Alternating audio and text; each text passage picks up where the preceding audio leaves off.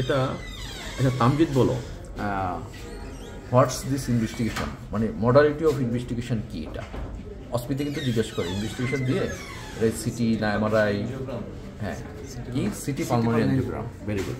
তাহলে এটা যদি তুমি সিটি স্ক্যান অফ চেস্ট বলো তাহলে কিন্তু হবে না। আচ্ছা কেন সিটি পালমোনারি অ্যাঞ্জিওগ্রাম সেটা তোমার ডিফারেন্ট ডিসকাশন। আমরা এখানে একটা পজিটিভ ফাইন্ডিং পেয়েছি, সেটা নিয়ে কথা বলি।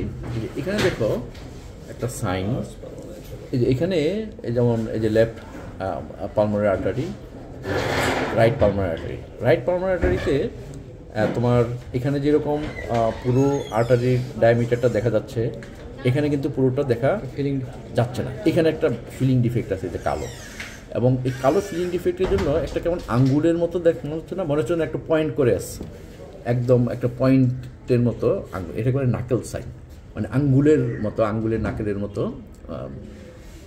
তো এরকম নাকেল সাইন থাকলে this is a feature of pulmonary embolism.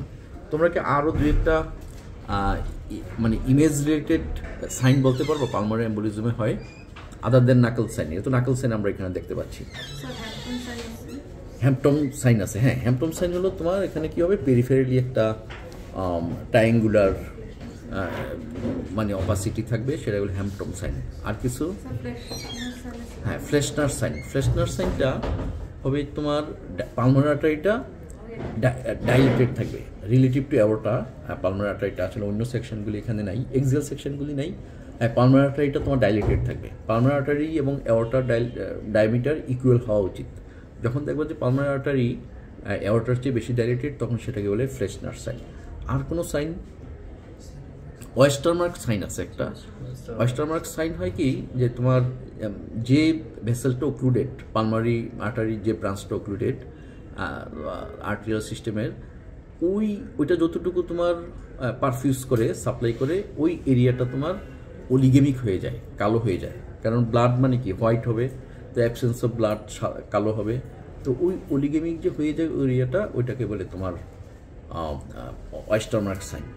তাহলে এরকম pulmonary sign, pulmonary embolism, number of emboli, size of the emboli, কোথায় গিয়ে ডিসলজ হলো তার উপর নির্ভর করে এক এক পেশেন্ট এক এক রকমের ফিচার ডেভেলপ করে। এই জন্য তোমাকে high degree of suspicion maintain করতে হবে, এবং রেডিওলজিক্যাল মাল্টিপল অ্যাবনর্মালিটি থেকে শুরু করে সিঙ্গেল অ্যাবনর্মালিটি অথবা ইভেন নর্মাল ফাইন্ডিং, সেটার জন্য তোমাকে প্রস্তুত থাকতে হবে। কোনো একটা পয়েন্টের ওপর তোমাকে ডিপেন্ড করা যাবে না যে এটা না হলে আমি পালমারি অ্যাম্বোলিজম বলবো না। তো আমাদের যে পেশেন্ট, ওনার হিস্ট্রি আছে, একটা ফিটাল লসের হিস্ট্রি আছে।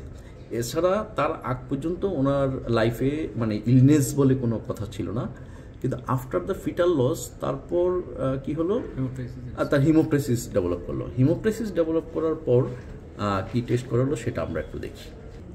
তো ওনার এনএ নেগেটিভ আমরা দেখতে পাচ্ছি। তো সো এসএলই অলমোস্ট এক্সক্লুডেড। তারপর প্রথম ইন টাইম ছিল নর্মাল, এখন কিন্তু এপিটিটি হাই।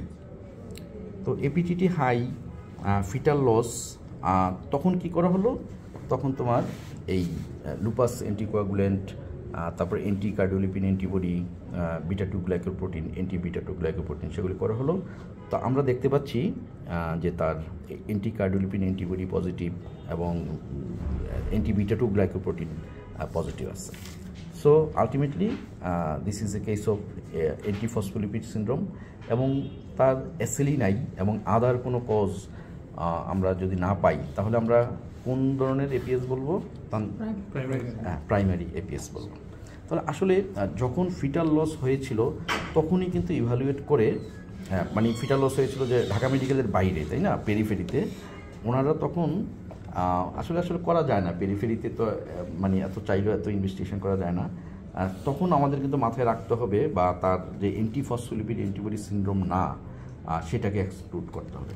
আবার ওনার তো প্রেগনেন্সির সময় প্রেশার বেড়ে গেছিলো, তাই না, প্রেশার অনেক বেড়ে গেছিলো, তার সব কিছু কনসিডার করে, তার মানে অ্যান্টিফসফোলিপিড অ্যান্টিবডি সিনড্রোম, তার সে পালমারি অ্যাম্বোলিজম নিয়ে প্রেজেন্ট করেছে, এবং পালমারি অ্যাম্বোলিজমে আমরা নাকল সাইন পেয়েছি, একটা ফিলিং ডিফেক্ট পেয়েছি, এবং আদার সাইন আমাদেরকে একই সঙ্গে মনে রাখতে হবে, সেটা আমরা একটু আলোচনা করলাম।